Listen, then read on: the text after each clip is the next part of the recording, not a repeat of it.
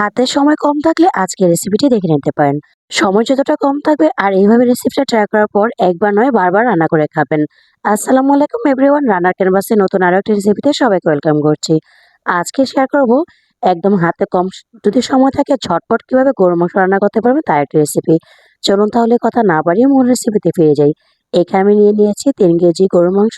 এখানে দিয়ে দিয়েছি হাফ কাপ পরিমাণ পেঁয়াজ কুচি, এর সাথে দিয়ে দিয়েছি এইখানে গরম মসলা। আমি এখানে এক্সট্রা কোনো মসলা ব্যবহার করিনি।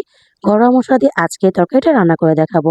দিয়ে দিয়েছি 1 টেবিল চামচ লবণ, তারপর দিয়ে দিয়েছি 1 টেবিল চামচ হলুদের গুঁড়া, 2 টেবিল চামচ মরিচের গুঁড়া, হাফ চামচ ধনিয়া গুঁড়া, হাফ টেবিল চামচের মতো কালো গোলমরিচ, তারপর দিয়ে দিয়েছি 2 টেবিল চামচ রসুন বাটা, 2 টেবিল চামচ আদা বাটা, হাফ টেবিল চামচ জিরা বাটা। এরপর এখানে হাফ কাপ তেল দিয়ে ভালো করে হাতের সাহায্যে ভালোভাবে মিশিয়ে নিচ্ছি।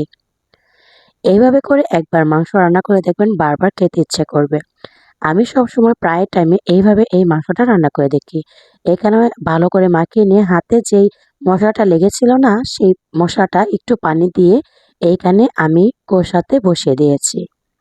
চুলা জাল করতে বসিয়ে দিয়েছি। যখন একটা বলক চলে এসেছে, এখন আমি মাংসটাকে উল্টে পাল্টে মিশিয়ে নিচ্ছি। একটা পাশ যখন হয়ে যাবে, অন্য পাশটা এরকম খুন্তির সাহায্যে উল্টে পাল্টে নিতে হবে। এতে করে 2 পাশের মাংসটা ভালোভাবে সিদ্ধ হবে। এখন আমি ঢাকনা দিয়ে আরো কিছুক্ষণ এই মাংসটাকে কষিয়ে নিব। ঠিক যখন মাংসটা কষাতে কষাতে ঝোলটা একদম গাঢ় হয়ে যাবে আর তেলটা উপরে চলে আসবে, ওই পর্যায়ে এখানে বাকি কাজগুলো করে নিতে হবে। আমি আপনাদেরকে দেখে দিচ্ছি ঠিক কোন পর্যায়ে আমি এখানে পানি দিয়েছি। তেলটা ঠিক যখন উপরে এসেছে আর ঝোলটা মাখো মাখো হয়েছে, এই পর্যায়ে এখানে দিয়ে দিয়েছি ঝোলের জন্য পানি। অবশ্যই গরম পানি দিবেন। গরম পানি দিলে কিন্তু তরকারির স্বাদ দ্বিগুণ হয়ে যায়। আমি আজকে এখানে আলু দিয়ে রান্না করছি। আমার বাচ্চা যেহেতু আলু পছন্দ করে, তবে একই প্রসেসে এখানে আলুটা বাদ দিয়ে কিন্তু আপনারা এই মাংসটা রান্না করে নিতে পারেন। যারা আলু পছন্দ করে না তারা চাইলে আলুটা বাদ দিতে পারেন। এখন 2 থেকে 3টা বলকানি নিয়েছি। এই পর্যায়ে দিয়ে দিয়েছি 4 থেকে 5টা কাঁচামরিচ।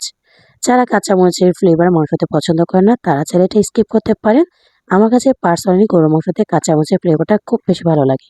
এভাবে করে নিয়েছি, কিছুক্ষণ আমি জাল করে নিয়েছি। যখন ঝোলটা বেশ গাঢ় হয়ে গিয়েছে আর অনেকটাই টেনে এসেছে, এই পর্যায়ে নাড়াচাড়া দিয়ে লবণটা চেক করে নিয়েছি। আর নামানোর পূর্বে এখানে দিয়ে দিব ভাজা জিরার গুঁড়া। এই তো লবণটা আমি চেক করে নিয়েছি, একদম পারফেক্ট আছে। আর ঝোলটা কিন্তু একদম পারফেক্ট। তবে আপনারা যদি আলু দিয়ে রান্না না করেন সেক্ষেত্রে কিন্তু এখানে ঝোলের পরিমাণটা আরেকটু কম রাখতে পারেন। আমি যেহেতু এখানে আলু দিয়েছি, আলু কিন্তু মাংসের ঝোলটা টেনে নিবে, এই জন্য একটু ঝোল ঝোল রেখেছি।